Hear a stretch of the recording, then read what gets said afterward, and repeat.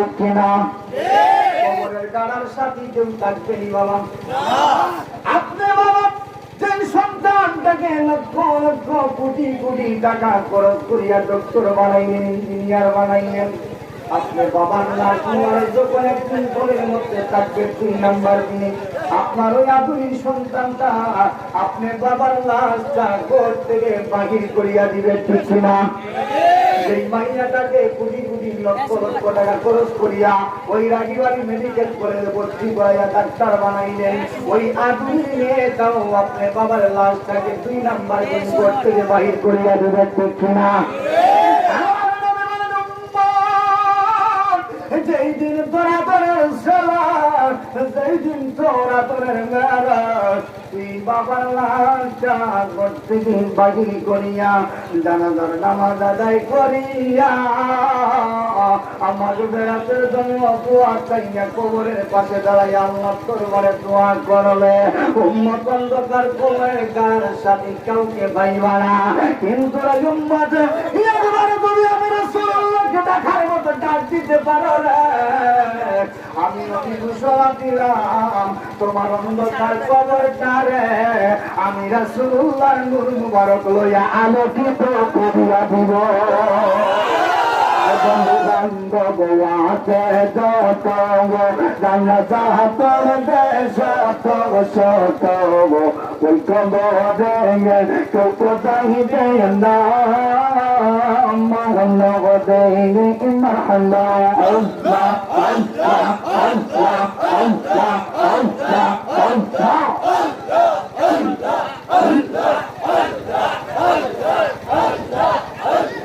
ওই কবরে সুন্দর সাথী, ওই কবরে সুন্দর সাথী নবীর নূরি দোয়ান পাগল মারন মহম্মা আল্লাহ আল্লাহ আল্লাহ আল্লাহ আল্লাহ আল্লাহ আল্লাহ আল্লাহ আল্লাহ বলিনা দে তোর হইবারে মরণ মহম্মা আল্লাহ আল্লাহ আল্লাহ আল্লাহ আল্লাহ লা ইলাহা ইল্লাল্লাহ মুহাম্মাদ রাসূলুল্লাহ সাল্লাল্লাহু আলাইহি ওয়াসাল্লাম। আলহামদুলিল্লাহ, হযরত শাহজালাল রহমাতুল্লাহ সমাজ কল্যাণ পরিষদ মোহাম্মদপুরের উদ্যোগে অত্র এলাকার মুত্তেগান্দের সালের সমাজ উপলক্ষে 7ম ইসলামী সুন্নি মহাসম্মেলনের সম্মানিত সভাপতি মহোদয়গণ, আজকের মাহফিলের সম্মানিত ওলামায়ে কেরাম, বর্তমান অধিবেশনের মঞ্চে আসেন অত্র এলাকার কৃতি সন্তান এবং মসজিদ জামে মসজিদের সম্মানিত ইমাম ও খতিব সাহেব এবং আমার সামনের উপবিষ্ট আমার পিতৃতুল্য মুরব্বিয়ান চাচারা বাবারা, আমার নওজোয়ান ভাইরা, এই ক্লান্তি লগ্নে এই খারাপ টাইমে আপনারা দুনিয়ার সমস্ত ঝামেলা থেকে বিরত থেকে আল্লাহ রাব্বুল আলামিন আপনার আমার উপর দয়া বর্ষণ করেন, আল্লাহর জান্নাতের বাগানের মধ্যে এসে বসে রাসূলুল্লাহর দরবারে সালাতে আমাদেরকে সাক্ষ্য দেওয়ার তৌফিক দান করেছেন। সেই মুনিবের দরবারে কালেমাতুশ শুকর আদায় করি, সকলে পাঠ করি আলহামদুলিল্লাহ, আর বলি আলহামদুলিল্লাহ। বসতে পেরে খুশি না বেদার বাবা? খুশি থাকেন। সামনে যারা আছেন বসে যান, এই যে দিকে বসে যান, বসে যান, মেহরবানি করে বসে যান, তাহলে সুন্দর লাগতেছে না, বসে যান। আবার বলবেন না যে তাইরি হুজুরে রাখান বলতেছি বসেন বসেন, আর বলতেছি বসে যান। মাশাআল্লাহ, বসে গেছেন, তার মানে বোঝা গেল আপনারা খুশি, ঠিক কিনা? কারণ এই যে মেঘ বৃষ্টি আইতাছে, আপনারা ইচ্ছা করলে এখন বাড়ির আরামের পোশাকের মধ্যে ঘুম দিতে পারতেন, ঠিক কিনা? আপনারা আরামের ঘুমকে ত্যাগ করিয়া, আরামের ঘুমকে হারাম করিয়া এই বৃষ্টির মধ্যেও প্রতিকূল লগ্ন অবস্থায় আল্লাহর জান্নাতের বাগানের মধ্যে বসতে পেরেছেন, তার মানে বোঝা গেল আপনি আমি বড় ভাগ্যবান। কথা বলেন, ঠিক কিনা? আল্লাহ রাব্বুল আলামিন যার উপর দয়া করেন কেবল সেই আল্লাহর রাস্তায় আসতে পারে। কথা ঠিক কিনা? আল্লাহর দয়া ছাড়া দুনিয়ার জমি একটা গাছের পাতা মরার ক্ষমতা নাই। তাহলে দেখেন আপনার মতো যুবক ভাই, এই মুহূর্তে যদি আমরা তাকায়া দেখি আমাদের এলাকায় ব্যাডমিন্টনের খেলা আছে না নাই? এই যে ব্যাডমিন্টন নামক কুসংস্কার, এই আপনার মতো যুবক ভাই ওয়াজে আসছেন, কিন্তু অনেক বাড়িতে আছে কারেন্টের লাইট জ্বালাইয়া ব্যাডমিন্টন জুতাতে আছে, ব্যাট পায় না, জুতা দেওয়া বাড়িতে আছে না নাই? ব্যাট নাই, জুতা দিয়ে বাড়িতে, এটার নাম খেলা। আছে না নাই যুবক? কিন্তু আপনি বড় ভাগ্যবান, আল্লাহ রাব্বুল আলামিন এই সমস্ত কুসংস্কারে আপনাকে নেন নাই। আল্লাহ রাব্বুল আলামিন দয়া করে মায়া করে আল্লাহর জান্নাতি বাগানের মধ্যে এসে বসে আল্লাহর রাসূলুল্লাহর দরবারে রিসালাতে আমাদেরকে সাক্ষ্য দেওয়ার তৌফিক দিয়েছেন। আবারও রব্বুল ইজ্জতের দরবারে শুকর জ্ঞাপন করি, উচ্চ আওয়াজে পাঠ করি, বলি আলহামদুলিল্লাহ। আমরা বড় ভাগ্যবান, কারণ আমরা এমন এক জাতি, যেই জাতিকে আল্লাহ প্রায় 18,000 মাখলুকাত পৃথিবীতে সৃষ্টি করলেন। করেন সুবহানাল্লাহ।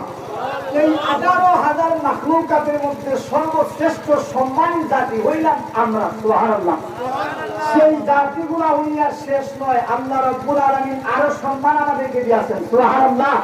কোন সম্মান যে আল্লাহ রাব্বুল আলামিন যুগে যুগে এই আশরাফুল মাখলুকাত মানুষদের হেদায়েতের জন্য, নাজাতের জন্য অসংখ্য অগণিত নবী রাসূল পাঠাইলেন। তার মধ্যে 1,24,000 নবী রাসূল, এর মধ্যে সর্বশেষ এবং সর্বশ্রেষ্ঠ, যিনি উপরে আর কোন নবী আসবেন না, খাতামুন নবিয়্যিন শাফিউল মুজলামিন, আখিরি জামানার পয়গম্বর, যার উসিলায় আল্লাহ আসমান বানাইলেন, জমিন বানাইলেন, চন্দ্র বানাইলেন, সূর্য বানাইলেন, ওই নবীর উম্মত হিসাবে দুনিয়ার জন্য আমাদেরকে কবুল করেছেন। বলেন আলহামদুলিল্লাহ। সাইয়েদনা হযরতে ঈসা আলাইহিস সালাতুস সালাম, মূসা আলাইহিস সালাতুস সালাম আল্লাহর দরবারে দোয়া করেন, আল্লাহ আমাদেরকে ওই মুহাম্মদুর রাসূলুল্লাহ সাল্লাল্লাহু আলাইহি ওয়াসাল্লামের উম্মত হিসাবে দুনিয়াতে পাঠান। সুবহানাল্লাহ। কিন্তু আমরা বড় ভাগ্যবান, কোন দরখাস্ত দেওয়া লাগে না, বিনা দরখাস্তে আল্লাহ রাব্বুল আলামিন ওই মুহাম্মদুর রাসূলুল্লাহর উম্মত হিসাবে আমাদেরকে প্রেরণ করিয়া আল্লাহর জান্নাতের রাস্তা আমাদেরকে শিখাইয়া দুনিয়া ও আখিরাতে আমাদেরকে কবুল করবেন। আবারও বলি আলহামদুলিল্লাহ। কথা হলো, এই দুনিয়ার জমিনে আমরা কি চিরকাল থাকতে পারবো? এই দুনিয়ার জমিন ছাড়িয়া আমাদেরকে যাওয়া লাগবে, এই বিশ্বাস আমাদের আছে না নাই? এই বিশ্বাস যদি থাকে না, আমাদের ঈমান নাই। কতগুলা কাজ আছে, এই কাজগুলোর প্রতি ঈমান যদি না থাকে, আল্লাহ রাব্বুল আলামিন বলেন যে ওয়া মা হুম বিমুমিনিন। কিছু মানুষ আছে আল্লাহর আখিরাতের প্রতি বিশ্বাস করে না, মরণকে বিশ্বাস করে না, যে আল্লাহ রাব্বুল আলামিন নাকি জীবিত এবং মৃত বানাইতে পারেন না। বলেন নাউযুবিল্লাহ। এমন মানুষ, এমন পশু, এমন প্রাণী পৃথিবীতে আছে না নাই? এই মানুষগুলার বিপক্ষে আল্লাহ বলতেছেন ওয়া মা হুম বিমুমিনিন, যে যারা বিশ্বাস করে না আমি আল্লাহর কুদরতি, আমি আল্লাহর ঐতিহাসিক যত ঘটনা, এরা কখনো মুমিন হতে পারে না। নাউযুবিল্লাহ। তো আমরা যে দুনিয়ার জমিনে আসলাম, এই দুনিয়ার থেকে যাওয়া লাগবে কি লাগবে না? মারা যাওয়ার পরে আমরা কোথায় যাইব? সৌদি আরব, জানেন না? কবরে। কবরে যাওয়া লাগবে কি লাগবে না? কিন্তু আমরা আজকে দেখেন কেমন অবস্থার মধ্যে নিমজ্জিত। আজকে লক্ষ লক্ষ কোটি কোটি টাকার মালিক যখন হই, আমরা কবরের কথা ভুলে যাই, ঠিক কিনা? আসরের ময়দানের কথা ভুলে যাই, মরা যে একদিন লাগবে এই মরণের কথাটা ভুলে যাই। কিন্তু আল্লাহ রাব্বুল আলামিন একদিন নয়, 2 দিন নয়, 1400 বছর আগে আল্লাহর কোরআনুল কারীমের মধ্যে আমাদেরকে সতর্কবার্তা দিয়েছেন। আল্লাহ রাব্বুল আলামিন আমাদেরকে ঠিক নির্দেশনা দিয়েছেন যে বান্দারে, এমন ভাবে দুনিয়াতে চলো না, তুমি এমন ভাবে চলতেছো, মনে হইতাছে আর মনে হয় এই দুনিয়ার জন্য থেকে তোমার জীবন প্রত্যাবর্তন করা লাগবে না। বান্দা জেনে রাখো, এটা কিন্তু তোমার শেষ নয়, মারা যাওয়ার পরে আরেকটা লম্বা জিন্দেগি আছে, যেই জিন্দেগিটা বড় লম্বা। করেন সুবহানাল্লাহ।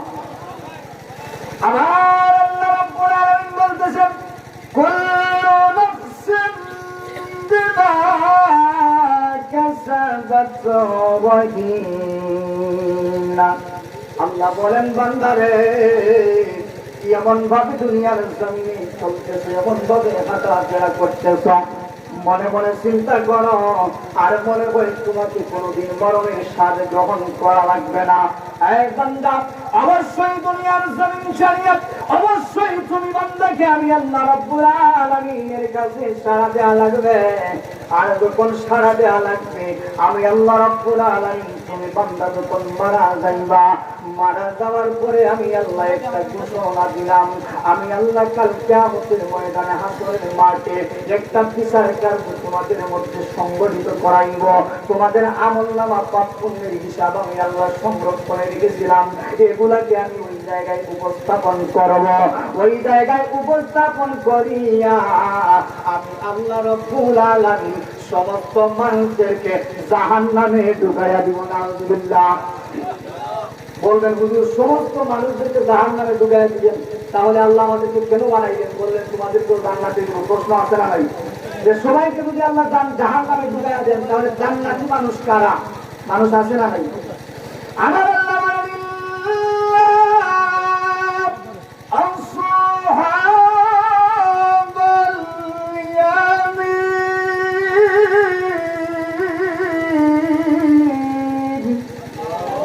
আমি আল্লাহ সমস্ত মানুষ গুলাকে জাহান্নামে ঢুকাই বলে বান্দা, কিন্তু এক প্রকার মানুষ ছাড়া। ওই মানুষগুলা কারা? যারা হইল ইল্লা আসহাবাল ইয়ামিন, দুনিয়ার জমিনে ছিল ডানপন্থী। সুবহানাল্লাহ। এখন ডানপন্থী কারা আমাদের জানা দরকার আছে না নাই? ডানপন্থী হইল দুনিয়ার জমিনে সুদখোরের সাথে সম্পর্ক রেখেছ বামপন্থী, দুনিয়ার জমিনে ঘুষখোরের সাথে সম্পর্ক রেখেছ বামপন্থী, দুনিয়ার জমিনে টাকা খাইয়া বিচার করেছ বামপন্থী, দুনিয়ার জমিনে জানার কাজ করেছ বামপন্থী, দুনিয়ার জমিনে আল্লাহর নাফরমানি করেছিল বামপন্থী। রমজান সামনে দিয়ে আসতেছে না? রমজান আইতাছে, রোজা কয়টা? 30টা। কিন্তু আমাদের দেশে কোনো সময় 28টা হয়ে যায়, একটা মারিয়া দেয়, আছে না নাই? কিন্তু বাবারা দেখেন রমজান আইতেছে, আমি নিজের চোখে দেখেছি রোজা আছে 30টা, কিন্তু রাখে মাত্র 2টা। এমন মানুষ আছে না নাই? রমজান আইতেছে, ধানের ভার কান্দের মধ্যে লইয়া বন্ধুর থেকে বাড়ির মধ্যে আসে, আসার পরে জিজ্ঞাসা করলাম, ভাই রোজা রাখো না, পানি খাও, কারণ কিটা? আর কথা বলবেন না, এমন পানি পিয়াসে লাগে গো, রোজা রাখতে পারি না। নাউযুবিল্লাহ। এমন মানুষ আছে না নাই? যে রমজান দান খাতে দান খাতার লাগিয়া রোজাটা রাখে না। আল্লাহ বলেন ইল্লা আসহাবাল ইয়ামিন, তোমরা ডানপন্থীদের কাতার বন্দী নয়, তোমরা যাইবা বামপন্থী। নাউযুবিল্লাহ। দুনিয়ার জমিনে পড়ার বুড়ি বিয়া লেগেছে, এই বিয়াটা বানিয়ে দেয় এমন মানুষ আছে না নাই? যে দাম আনাইছে কন্যা দেখতো, ওই মালগুলোর পর্যন্ত আইতো মহব্বত, যে অমুকের মেয়ে শাদী বিবাহর প্রস্তাব নিয়ে যাইতেছি, যে এনার বংশ পরিচয় মেয়েটা কেমন, এমন প্রশ্ন আমরা সদরাদর করি কি করি না? চা চায় বাইসে লাগাল দোকানের মধ্যে বই আমার গুলোর পর্যন্ত চা খায়। আব্দুর রহিমর মেয়ের কথা বলতাছ না রে না, এই মেয়েটা তো দেশি বালা না, রাত্রিবেলায় বিছানার মধ্যে মুতে। নাউযুবিল্লাহ। এমন মানুষ আছে না নাই বাবা? আসহাবাল ইয়ামিন, ওরা তোমরা যাইবা বাদিকের কাটবামপন্থী। আরো কিছু মানুষ জমিনে আছে, একদিনও নামাজের দ্বারে কাছে যায় না, আছে না নাই? শুক্রবার দিন যখন আসে মসজিদের মধ্যে যায়, ইমাম সাহেবের পিছনে 2 রাকাত নামাজ আদায় করিয়া বাড়িতে এমন ভাবে পৌঁছে লাস্টে যে মুনাজাত করা লাগে মুনাজাতটাও করে না, এমন মানুষ আছে না নাই? আল্লাহ বলেন এরাও বামপন্থী। আর ডানপন্থী কারা? ডানপন্থী হলো ওরা এই কাজগুলার বিপক্ষে না থাকিয়া পক্ষে যেই ব্যক্তিগুলা থাকবা, এরা হইলা ডানপন্থী। আর এদের জন্য আমি আল্লাহ রাব্বুল আলামিন তৈরি করে রেখেছি আমার জান্নাত। আল্লাহ রাব্বুল আলামিন বলেন, বান্দারা আমি আল্লাহ যখন বিচারের কার্যটা শুরু করে দেব, যখন তোমার আমলনামার পাল্লাটা আমি আল্লাহ মিজানে উঠাইব, মিজানের মধ্যে উঠানোর পর আমি আল্লাহ রাব্বুল আলামিন একটা হিসাব মিলাইব, খাতাটা বাহির করব। বাহির করার পরে ওয়া كتابه بيمينه فسوف يحاسب حسابا يسيرا আল্লাহ বলে বান্দা আমি তোমাদের আমলনামাটা মিজানের পাল্লার মধ্যে উঠাইব ওঠানোর পরে আমি আল্লাহ আমলনামাটাকে 3 ভাগে বিভক্ত করব কয় ভাগে 2 ভাগে এক প্রকার আমলনামা হইল তাদের হাতে ও আম্মা মান উতিয়া কিতাবাহু বিয়ামিনিহি আল্লাহ রাব্বুল আলামিন তিনি তাদেরকে বললেন যে যারা আমার ওই বান্দাগুলার আমলনামাটা দিয়া দাও তাদের ডান হাতে আল্লাহ রাব্বুল আলামিন বলতেছেন তাদের আমলনামাটা ডান হাতের মধ্যে যাইবে এদেরকে রাব্বুল আলামিনের ফেরেশতারা সঙ্গে সঙ্গে জান্নাতের মধ্যে ঢুকায়া দিবে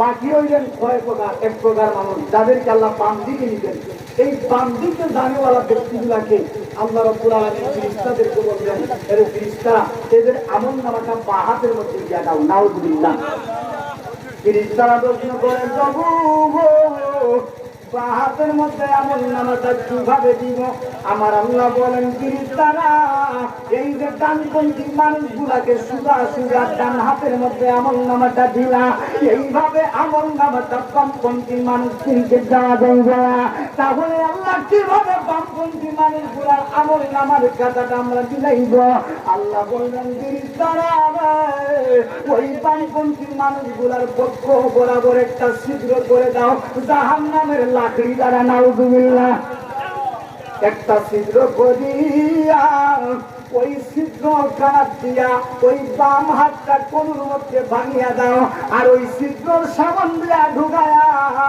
টান দিয়া পিছন দিক দিয়া বাহির করিয়া ওই বামপন্থী মানুষগুলার আমলনামাটা তাদের বাম হাতের মধ্যে দিয়া দাও নাউযুবিল্লাহ এই 2 প্রকার মানুষ কিয়ামতের ময়দানে থাকবে ইল্লা আসহাবুল ইয়ামিন সবাই জাহান্নামে কিন্তু ডানপন্থী মানুষগুলো জান্নাতে এবার যারা জান্নাতে যাইবেন আল্লাহ জান্নাতের মধ্যে নিয়ামত দিবেন কি দিবেন না আল্লাহ বলবেন বান্দারে আমি আল্লাহ যে দুনিয়ার জমিনে কোরআনুল কারীমের মধ্যে ঘোষণা দিয়েছিলাম পরে আম ফল দিমু জাম ফল দিমু কাঁঠাল ফল দিমু নারী দিয়া দূষিত করবো জান্নাতে একবার দুকিয়া দেখো না আমি আল্লাহর ওয়াদা ঠিক আছে কিনা এবার জান্নাতি ব্যক্তিরা জান্নাতে দুকিয়া ভ্রমণ করবে অবলোকন করবে করার পরে আল্লাহ রাব্বুল আলামিনের দরবারের সামনে আসিয়া বলবে আল্লাহু আকবার আল্লাহু আকবার আল্লাহ বলবে আল্লাহু আকবার বলার কারণ কি আল্লাহর বান্দারা বলবে আল্লাহ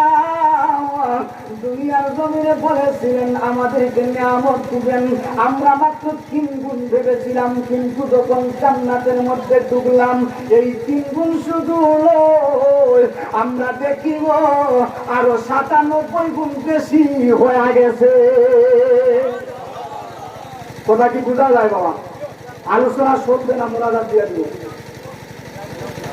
চলবে নি মাশাআল্লাহ এটা তাকবীর দেন নারে তাকবীর আল্লাহু আকবার নারে রিসালাত ইয়া রাসূলুল্লাহ আল কোরআনের আলা করে করে চালো মারহাবা তার মানে সবাই খোদা গেছেন এবার যখন বামপন্থী মানুষগুলোকে জান্নাতের মধ্যে দিবেন ওই জান্নাতি ব্যক্তিরা নিয়ামত দেখার পরে আল্লাহ রাব্বুল আলামিনের দরবারে যা কিছু চাইবেন আল্লাহ দিবেন কি দিবেন না আল্লাহর কাছে তারা চাইবে আল্লাহ আমরা তো জান্নাতের মধ্যে আইলাম জান্নাত দেখলাম কিন্তু একটা আশা মনের মধ্যে জাগে গো আমরা চাই একবার আপনি আল্লাহর তৈরি জাহান্নাম দেখতাম আমাদেরকে দেখার জন্য একটু সুযোগ দেন আল্লাহ রাব্বুল আলামিন বলবেন যাও তোমাদেরকে জাহান্নাম দেখার সুযোগ দিলাম এবার যখন জাহান্নাম দেখার জন্য তারা যাইবে ওই জায়গায় তারা আশ্চর্যান্বিত হয়ে যাইবে জাহান্নাম দেখার পরে যখন যাইবে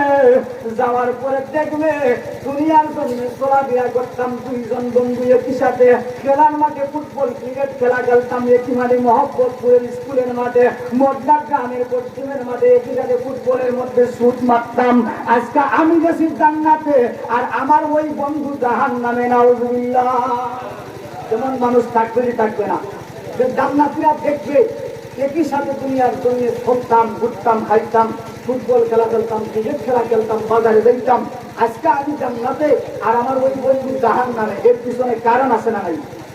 আল্লাহ জান্নাতি ব্যক্তিরা বললে, প্রভু গো, আমরা একবার জাহান্নামীদের সাথে কথা বলতে চাই। সুবহানাল্লাহ। আল্লাহ রাব্বুল আলামিন বলবেন, যাও, এটাও তোমাদেরকে পারমিশন দিয়া দিলাম। এবার তারা কথা বলবে, ফি জান্নাতিন ইয়াতাসাআলুন। জান্নাতি আর জাহান্নামীরা সামনাসামনি হয়ে যাইবে, আর তারা কথা বলবে, একজন আরেকজনকে জিজ্ঞাসা করবে। কি জিজ্ঞাসা করবে? আনিল মুজরিমিনা মা সালাকাকুম ফি সাকার। ও আমার বন্ধু আব্দুর রহিম, এদিকে ফুটবল খেলা খেলতাম আমি, আজকে আইলাম জান্নাতে, তুমি জাহান্নামের পিছনে কারণ কি? একই সাথে দুনিয়ার জমিনে বাজারে যাইতাম আমি, আজকে জান্নাতে, তুমি জাহান্নামের কারণ কি? ওই জাহান্নামীরা একটা মাত্র জবাব দিবে, ক্বালু লাম নাকু মিনাল মুসাল্লিন। জোরে জোরে পড়েন নাউযুবিল্লাহ। বন্ধু, এই কারণে আজকে তুমি জান্নাতে, এই কারণে আজকে আমি জাহান্নামে, তার পিছনে কারণ হইল প্রধান একটা। কারণটা কি? যখন জোহরের টাইম হইতো, ওই মোহাম্মদপুরের মসজিদের মিনারের মধ্যে মুয়াজ্জিন সাহেব আল্লাহু আকবার বলে আল্লাহ রাব্বুল আলামিনের নামাজের জন্য আহ্বান করতেন।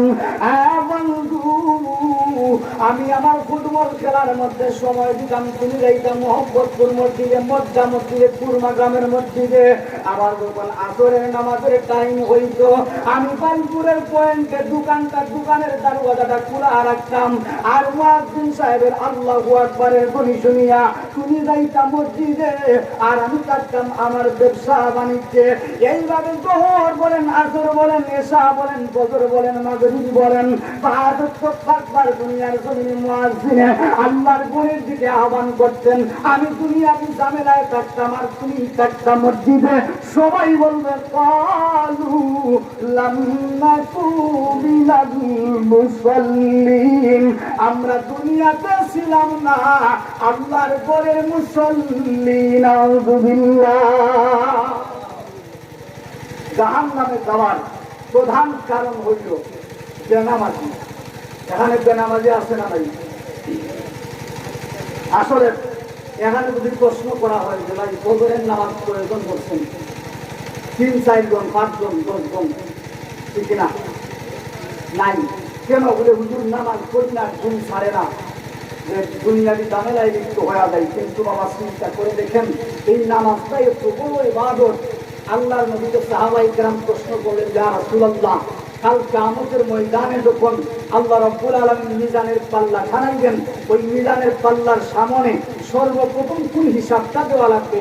আমার নবী বলেন, আউয়ালু মা ইউহাসাবু বিহিল আবদু ইয়াউমাল কিয়ামাতিস সালাত। ও আমার সাহাবীরা রে, সর্বপ্রথম মিজানের পাল্লার সামনে আল্লাহ বললেন, বান্দা হিসাব দাও নামাজের। সুবহানাল্লাহ। সেই নামাজটা পড়ার দরকার আছে না নেই? এবার যখন জাহান্নামীরা জাহান্নামে যাইবে, এরা আল্লাহর দরবারে এক প্রকার মানুষ নামাজি, যারা বলবে, আল্লাহ আমাদেরকে জাহান্নামে দিলেন কারণ কি? আল্লাহ বলবেন, তোরা নামাজি ছিলে না। কিন্তু তারা আল্লাহর কাছে বলবে, আল্লাহ এটা কেমন কথা বলেন, আমরাও তো দুনিয়ার জমিনে মাঝে মধ্যে নামাজ পড়তাম। এমন মানুষ আছে না নাই? দেখবেন সারা সপ্তাহ নামাজ পড়ে না, শুক্রবার যখন আসে টুপি লাগাইয়া, পাঞ্জাবি লাগাইয়া মসজিদে যায় কি যায় না? আবার এমন কিছু মানুষ আছে দেখবেন শুক্রবারেও নামাজ পড়ে না, যখন ঈদ বছরে কয়টা, একটা না দুইটা, যে ঈদের দিন নতুন পাঞ্জাবি, নতুন জুব্বা লাগে মসজিদে যায় কি যায় না? যায়। ওই নামাজীগুলা রব্বুল আলামিনকে বললেন, প্রভু গো, এটাই আপনি কেমন কথা বলেন? আমরা তো নামাজ পড়েছি। বলে, কোন সময় নামাজ পড়েছস? আল্লাহ রাব্বুল আলামিনের জাহান্নামী বান্দাগুলা জবাব দিবে, আল্লাহ আর যখন শুক্রবার দিন আইতো গো, ওই শুক্রবার দিনে আপনি আল্লাহর ঘরে যাইয়া আপনার কুদরতি কদম মোবারকে শ্রদ্ধা করতাম। আবার যখন দুইটা ঈদ বছরে আসতো, ওই দুইটা ঈদের সময় আপনি আল্লাহর ঘর মসজিদে যায় নামাজ পড়তাম। আল্লাহ বলবেন এদিকে আসো রে, তোমাদের জন্যও আমি আল্লাহ পুরস্কার রেখেছি। পুরস্কার কি? আল্লাহ রাব্বুল আলামিন বলতেছেন ফাওয়াইলুল লিল মুসাল্লিন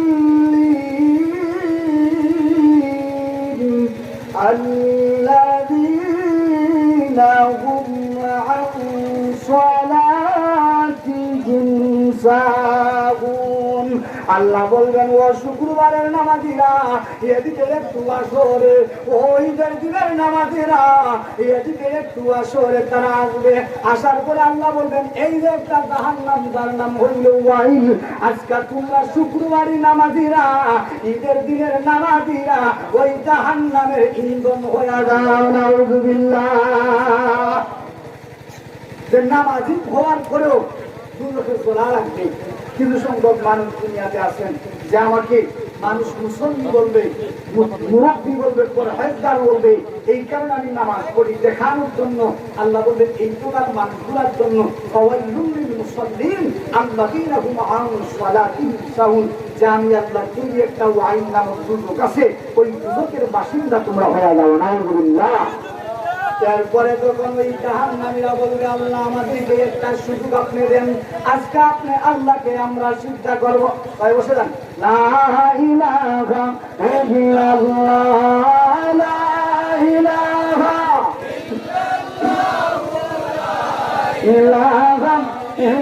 ইল্লাল্লাহ, হাসবি মাফি জাল্লাল্লাহ মা ফি কলবি গায়রুল্লাহ, নূর মুহাম্মদ সাল্লাল্লাহু লা ইলাহা ইল্লাল্লাহ, লা ইলাহা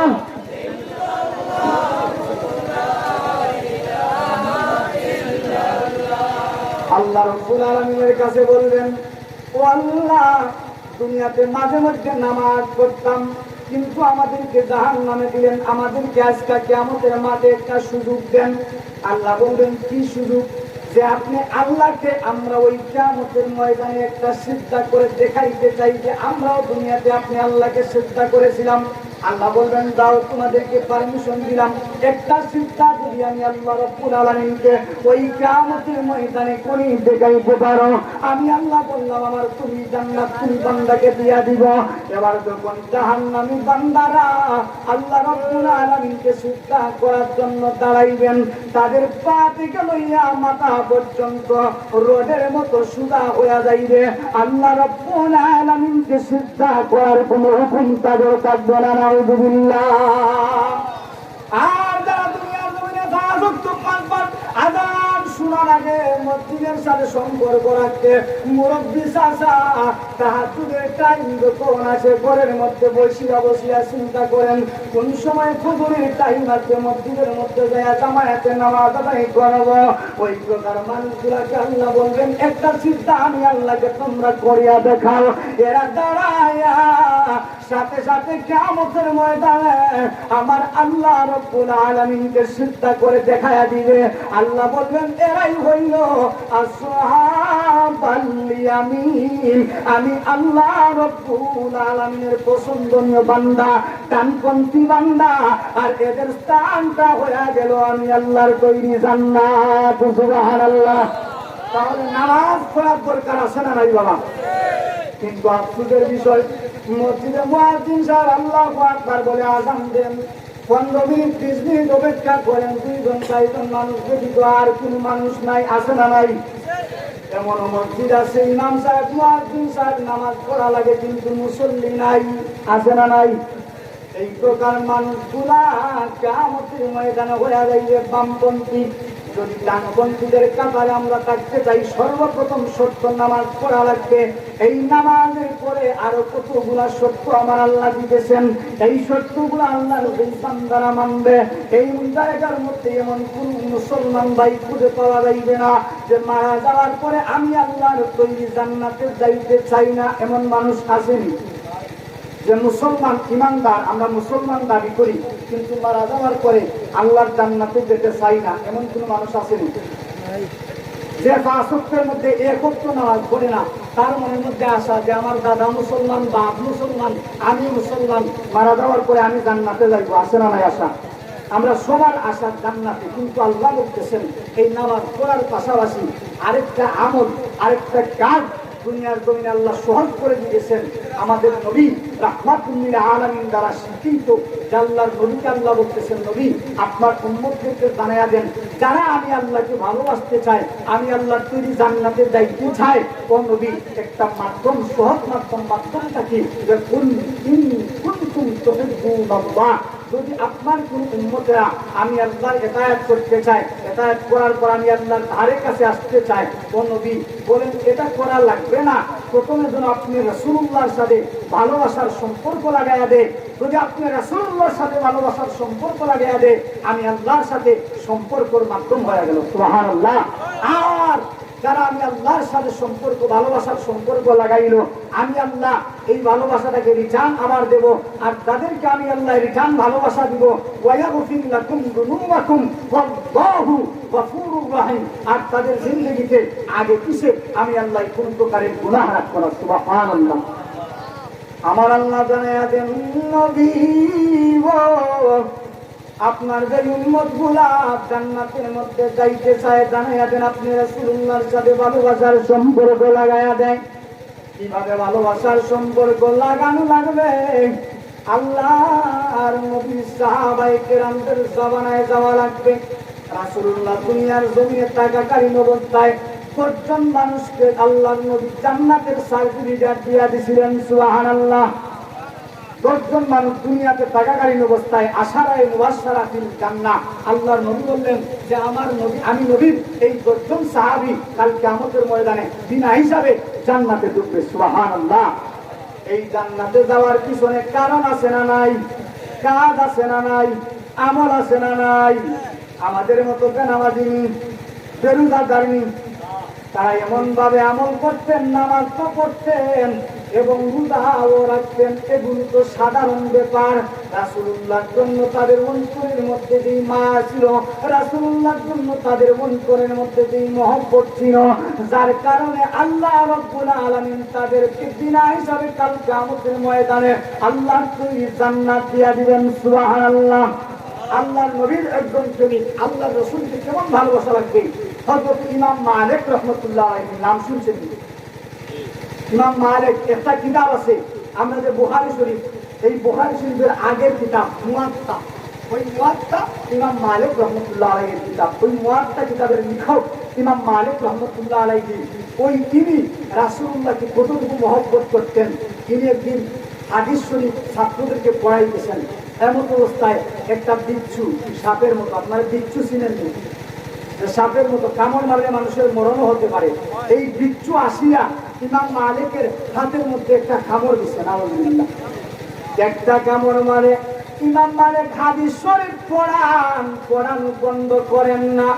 ছাত্ররা দেখে হুজুরকে একটা বিচ্ছুতে কামড় মারলো, কিন্তু হুজুরের কোনো রিয়াকশন নেই, হুজুরের তো কোনো কার্যক্রম দেখি না, হুজুরের কোনো ভিতরের মধ্যে কোনো কষ্ট জ্বালাতন দেখি না। হুজুর হাদিস পড়াইতে থাকে, আরেকটা কামড় মারলো, ইমাম মালিক হাদিস মুবারক পড়াইতে থাকেন, বন্ধ করেন না।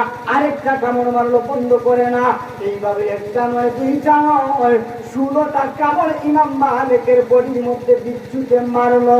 তারপরে ইমাম মালিক রাসূলুল্লাহর হাদিস পড়ানো বন্ধ করলেন না।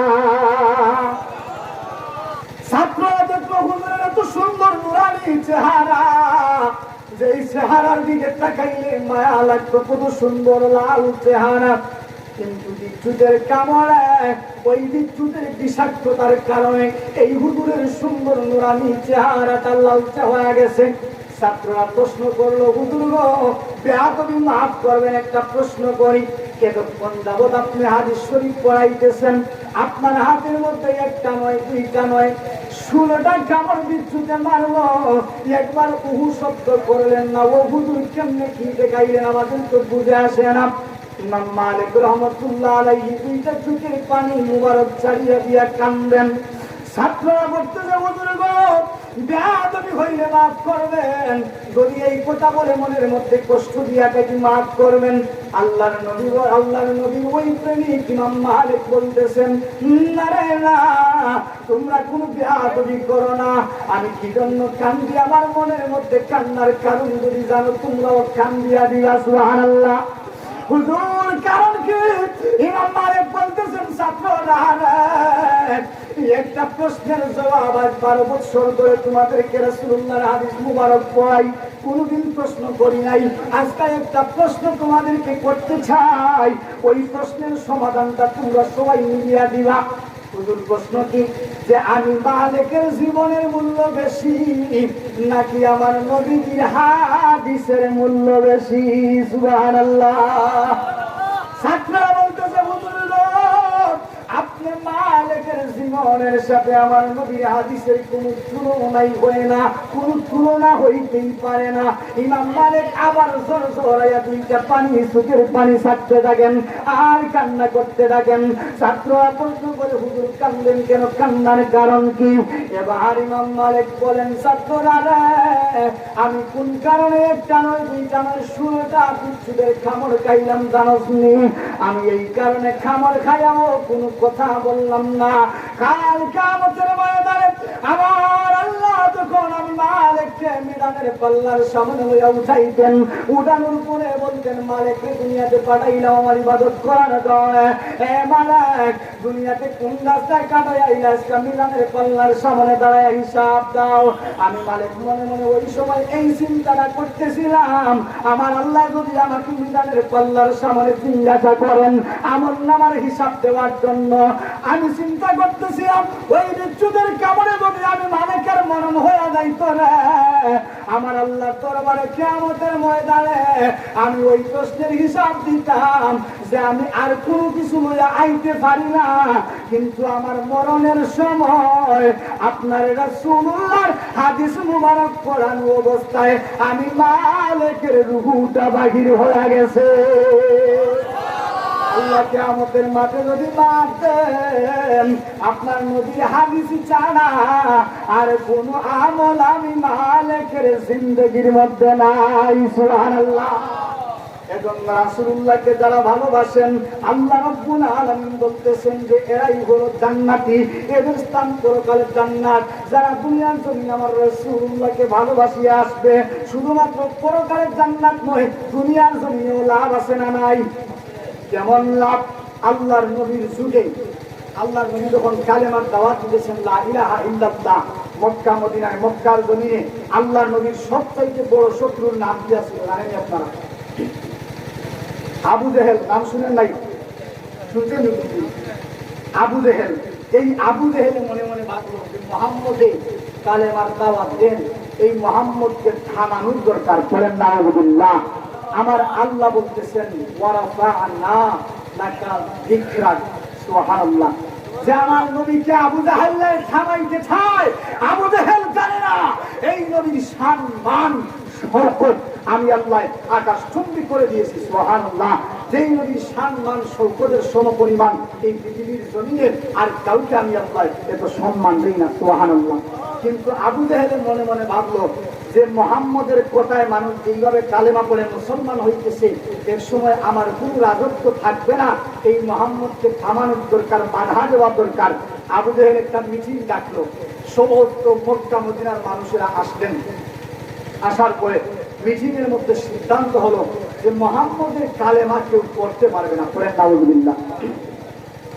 এবং মুহাম্মদের সাথে মক্কার জমিনে কেউ কথাও বলতে পারবে না। নাউযুবিল্লাহ।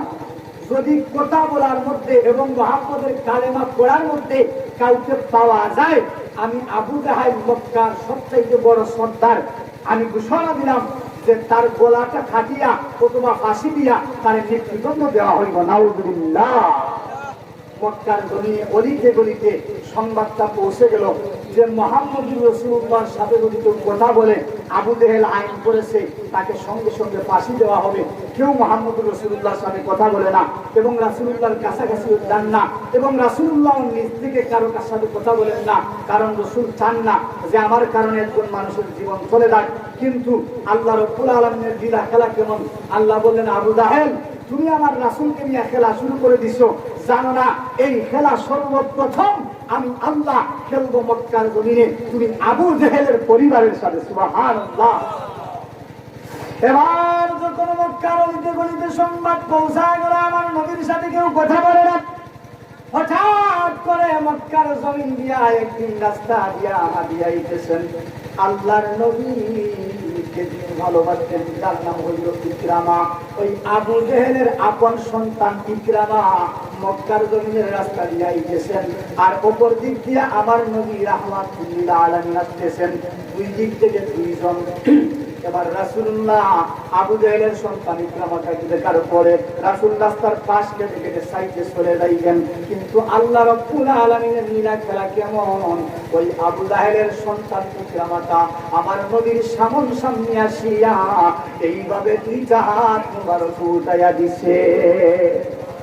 ডাক দিয়া কই, ইয়া রাসূলুল্লাহ, ইয়া হাবিবাল্লাহ, ওয়া রাহমাতুল লিল আলামিন, আমার সাথে কথা না বলে আপনি মুহাম্মদুর রাসূলুল্লাহ আজকে মক্কার রাস্তা দিয়া যাইতে পারবেন না। কে বলতেছে? আবু জেহেলের সন্তান, যেই আবু জেহেল আইন করেছে মুহাম্মদের সাথে কথা বললে ফাঁসি দেব, সেই আবু জেহেলের আপন সন্তান ইকরামা রাসূলের সামনে দেয়া বলতেছে যে আমার সাথে কথা না বলে আপনি রাসূল আজকে মক্কার রাস্তা দিয়া যাইতে পারবেন না। সুবহানাল্লাহ। আর পাশ থেকে আবু জেহেলের সাঙ্গপাঙ্গ যারা আসিল এরা দেখতেছে যে আবু জেহেল নিজে আইন করেছে মুহাম্মদের সাথে কথা বললে ফাঁসি, দেখা যায় আজকে তার নিজের সন্তান মুহাম্মদের সাথে কথা বলেছে। সুবহানাল্লাহ বলেন। যে তার নিজের আপন সন্তান মুহাম্মদের সাথে কথা বলেছে। আজকে খেলা হইবে, আজকে দেখব নিজের সন্তানের ফাঁসি বাবায় দিতে পারেন। বলেন আল্লাহু আকবার। আমার নবী বলেন, ইকরামা রে, এই ইকরামা তোমার দাদাই তোমার বাবাই তো আইন করেছে আমি মুহাম্মদের সাথে কথা বললে ফাঁসি রে। ইকরামা তোমার সাথে কথা বলতে পারবো না। আল্লাহর নবী চলে যাইবেন, এমত অবস্থায় ইকরামা রাসূলুল্লাহর সামনে রাসূলুল্লাহর হাত মুবারকের সাথে নিজের হাতটা লাগায় দিছে। আমার নবী রহমতের নবী, বরকতের নবী, মায়ের নবী ইকরামার হাতটা দেখি আর সামলাইতে পারেন না। ওই মুসাফা করার রূপটা না সামলাইয়া রাসূলুল্লাহ নিজের হাতটাও বাড়াইয়া দিছেন ইকরামার সাথে। এবার মুসাফা করলেন। মুসাফা করার পরে ওই ইকরামা বলেন, ইয়া রাসূলুল্লাহ, আমার মনে বড় আশা লাগে গো, আমি ইকরামায় আপনি রাসূলুল্লাহর সাথে কাঁধে কাঁধ মিলাইয়া মুআনাকা করতে চাই। এবার যখন মুআনাকা করলো রে, করার পরে আল্লাহর নবী বলতেছেন, ইকরামা এতক্ষণ হয়ে যায়, বসাবসি করো, ছাড়ো না কেন, কারণ কি? ওই ইকরামা জবাব দেয়, ইয়া রাসূলুল্লাহ, ওই আল্লাহ নামের কসম করে বলি গো নবীজি, এই মক্কার জমিনে আমি ইকরামা আবু জেহেলের সন্তান, আমার বাবার টাকা পয়সার কোনো অভাব নাই গো নবীজি।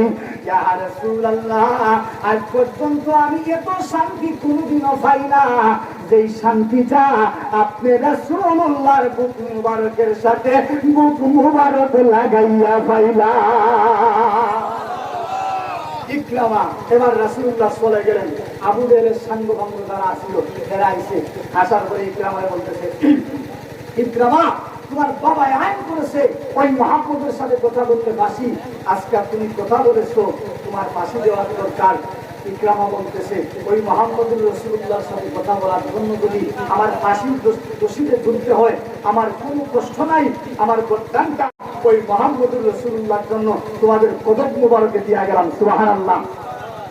ইকরামা কিন্তু মুসলমান হয় না, কালেমা পড়ে না, শুধু রাসূলকে মহব্বত করে। দেখেন রাসূলকে মহব্বতের পাওয়ার কতটুকু।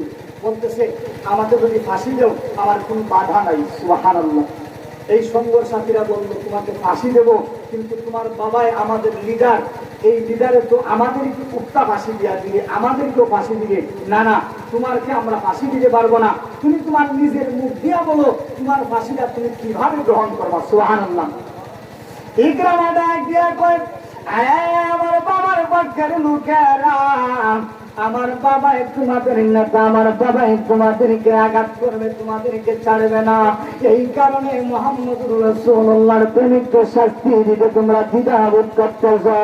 এরে আমি দুইটা একটা রাস্তা তোমাদেরকে বলা যায়, যে এই রাস্তাটা অনুসন্ধান করার পরে আমার বাবার পক্ষের লোকেরা, আর তোমরা আমাকে ফাঁসি দেওয়া লাগবে না, ফাঁসির রশিতে লটকানো লাগবে না, আমার বাবা জানতেও পারবে না আমার মরণটা কিভাবে হয়ে গেছে। এবার বলতেছেন যে বড় কোন মাধ্যমে দিলে ফাঁসি হইব। ইকরামা নিজে নিজে বলতেছে, আমার দুইটা হাত বাঁধো, আমার দুইটা পা বাঁধো, আমার সমস্ত বডিটা বেষ্টন করিয়া একটা ফলের মধ্যে গড়িয়া একটা পাথর ঢুকাইয়া দিবা, দেওয়ার পরে একটা বড় সাগরের মধ্যে কানে নৌকা দ্বারা লইয়া যাইবা, যাওয়ার পরে ওই সাগরের মাঝখানে পাথর মধ্যে পাথর এই ফলের মধ্যে ঢুকাই আমাকে ছেড়ে দিবা। পাথর একটা কোলের মধ্যে পাথর আরেকজন মানুষ দিয়ে কোলেটা ডুববে না বাঁচবে, যে একটা তোলে এই গলির মধ্যে যদি একজন মানুষের একটা বডি আরেকটা পাথর দেওয়া হয়, সেটা পানির উপরে থাকবে না, নিচে যাইবে, নিচে যাইবে। কিন্তু এই সময় কথা মতো কাজ করা হলো, কলের মধ্যে ইকরামার বডিটা হাত বাঁধা পা বাঁধা আরেকটা পাথর ঢুকায়া আবু জেহেলের সঙ্গ বাঙ্গরা নৌকার মধ্যে করি একটা সাগরের মধ্যে কানে লয়া গেছে। লয়া যাওয়ার পরে ওই ইকরামার বডিটা সাগরের মধ্যে ফেলে দিল, নাউজুবিল্লাহ। কিন্তু সাগরের মধ্যে ফেলে দেওয়ার পরে বডিটা পানির মধ্যে ডুবে যাওয়ার কথা, কিন্তু ঘটনা ঘটলো উল্টা। আল্লাহর নবী কি ইকরামার বডিটা ওই পানির মধ্যে ডুবে না, উপরে ভাসতে থাকে, সুবহানাল্লাহ। শুধুমাত্র উপরে ভাসতে থাকে না, চতুর্দিক থেকে বড় বড় মাছ আসিয়াছে। একটা ছোট মাছ আসিয়া ইকরামার হাতের বাঁধন খুলে দিল, পায়ের বাঁধন খুলে দিল, সমস্ত বডির বেষ্টন খুলিয়া দিল।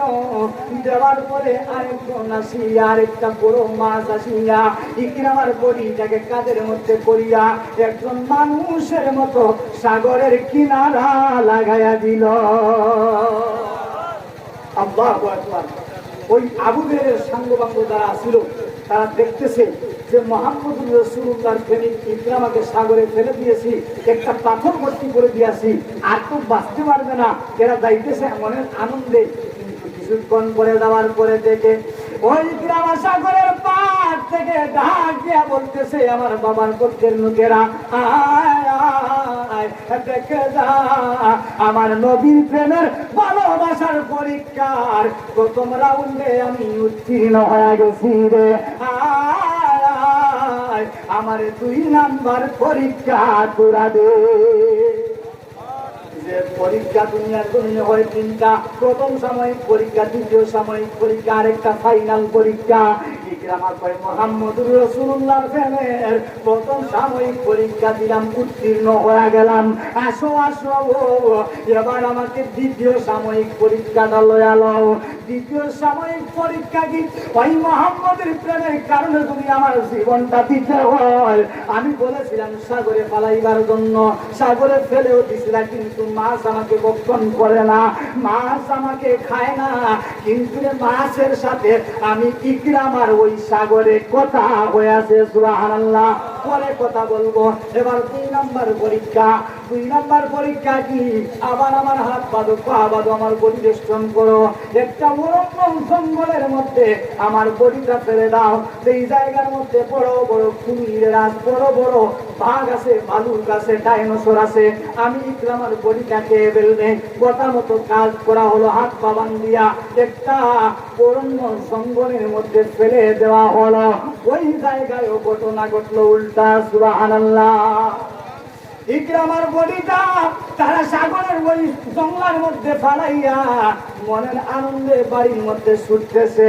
কিন্তু ওই জঙ্গলের মধ্যে চতুর্দিক থেকে বড় বড় বাঘ, বড় বড় ভালুক, বড় বড় ডাইনোসর আসিয়া ইকরামার চতুর্পাশ ঘেরাও করেছে। একটাও ইকরামার বডির মধ্যে আঘাত করে না। ইকরামার বডির মধ্যে আঘাত করে না। ইকরামা জিজ্ঞাসা করে, কি রে, কি জন্য আমাকে খাও না, কোন কারণে আমাকে আঘাত করো না? এবার একটা পা আগে আল্লাহর আসমানের দিকে, দুইটা হাত দুইটা পা মুবারক উড়াইয়া দিছে, দিয়া কি যেন মুনাজাত করে। ইকরামা বলে, আমি দেখি রে, কিছুক্ষণ পরে আমার আল্লাহ ওই বাঘটার জবানটাকে খুলে দিছে। ওই বাঘটা ডাক দিয়া কই, ইকরামা রে, এই ইকরামা, তুমি কি ভাবতেছো এই জঙ্গলার মধ্যে আমরা বড় বড় প্রাণীরা আছি রে, তোমাকে আমরা এক থাবায় ভক্ষণ করতে পারি, কিন্তু কোন কারণে ভক্ষণ করি না তোমার তো জানা নাই। ইকরামা বলে, কারণ কি, কোন কারণে ভক্ষণ করো না? ওই বাঘ জবাব দেয়, ইকরামা, না না, তোমার বডির মধ্যে, তোমার বডির কোনো গেরান মুবারক খাওয়া যায় না, এই বডির মধ্যে গেরান মিলে রে আখেরি জামানার পয়গম্বর নবী রাহমাতুল লিল আলামিনের বডি মুবারক, গেরান মুবারক। রহমতে আলম নবী নূরে মুজাসসাম, সাহাবীরা আতর বানাই ওই নবীদের গাম, বলো সাহাবীরা। রহমতে আলম নূরে মুজাসসাম, নবী রহমতে আলম নূরে মুজাসসাম, সাহাবীরা আতর বানাই। কেমন আমার নবী তাহার পাগল চন্দ্র সূর্য তারকারাজি, বলে তাহার পাগল চন্দ্র সূর্য তারকারাজি, বান্দা আর শুনবানি সুন্দর কাহিনী, জান্নাতের রুমে রুমে লেখা নবীর নাম। আল্লাহু আকবার। জান্নাতের রুমে নবী মুহাম্মদুর রাসূলুল্লাহর নাম লেখা আছে না নাই?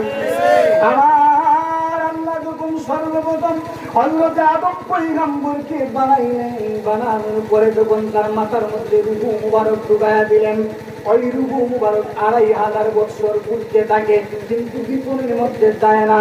এবার যখন আমার আল্লাহ নূরে মুহাম্মদীকে ঢুকাইয়া দিলেন, ওই রূহটা গেল। যাওয়ার পরে আদম পয়গম্বর বলতেছেন যে, আল্লাহ রাব্বুল আলামিন আমি আদমকে যখন জান্নাতে দিলেন, আল্লাহ আমি আদমকে একটা নিষেধ করেছিলেন যে আদম জান্নাতে পুরো চির খাও, পান করো, কোনো বাধা নাই, কিন্তু ওয়ালা তাকরাবা হাদিস শাজারা, এই যে একটা গাছ দেখা যায়, এই গাছের ধারে কাছে তুমি আদম যাইও না, যদি যাও ফাতাকুনা মিনাজ জালিমিন। নাউযুবিল্লাহ। যে আদম পয়গম্বর জান্নাতের মধ্যে যাওয়ার পরে আল্লাহ বলেন, এখানে পুরো খাও, পান করো, কোনো বাধা নাই, কিন্তু যে একটা গাছ দেখা যায়, গাছের ধারে কাছে তুমি আদম যাইও না, যদি যাও ফাতাকুনা মিনাজ জালিমিন, তুমি জালেমদের অন্তর্ভুক্ত হয়ে যাইবা। আদম নবী আল্লাহর হুকুম মানলেন, কিন্তু শয়তান ছিলেননি। দেখছেন নি কখনো? দেখেন নাই? দেখবেন অনেক সময় মসজিদে যখন আযান হয় আসরের টাইমে, চাচা নামাজ পড়েন না কেন? বলে চাচা বাচ্চা আমার লুঙ্গি ঠিক নাই, আসে না নাই? যদি লুঙ্গি ঠিক থাকে না, এটা পড়ার দরকার আছে। বুঝে নিবেন যে মুরব্বী চাচা আসরের নামাজের টাইমে মসজিদের ভাত দিয়া যায়, ইমাম সাহেব জিজ্ঞাসা করে নামাজ পড়েন না কেন চাচা? বলে ইমাম সাহেব লুঙ্গি ঠিক নাই, লুঙ্গি না ভাগ করেন। নাউযুবিল্লাহ। যে মুসল্লি, যে মুরব্বী আযানের টাইমে বলবে যে আমার কাপড় ঠিক নাই, তার মতো শয়তান পৃথিবীতে নাই, ঠিক কিনা?